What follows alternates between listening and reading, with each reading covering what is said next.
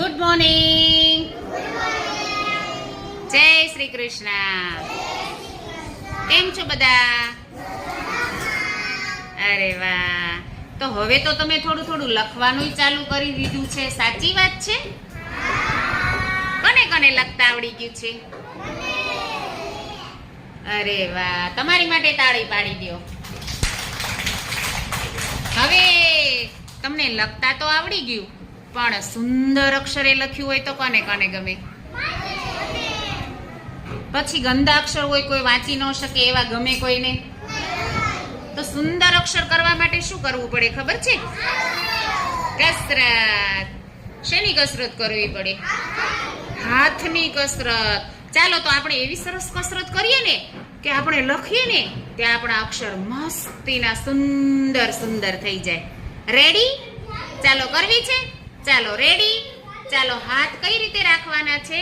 ઉપર આવી રીતે નહીં, આમ સીધા આગળ, આપણી હાથ નજર સામે આમ સીધા સીધા આવી રીતે. ચાલો આપણે કે 10 વાર કરશું. ઓકે? 1 2 3 4 5 6 7 8 9 10. 1 2 3 4 5 6 7 8 9 10. 1 2 3 4 5 6 7 8 9 10. 1 2. શિવાબેન હાથ સીધા રાખો બેટા, આગળ હજી નીચે રાખો થોડા. 7 8 9 10.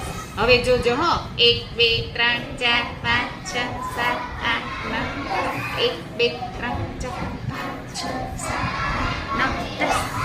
1 2 3 4 5 6 7 8 9 10. Very good. તાળી પાડો. બહુ સરસ આવડી ગયો ભાઈ કસરત. અક્ષર બધાના એટલા મસ્ત સુંદર થઈ જવાના છે.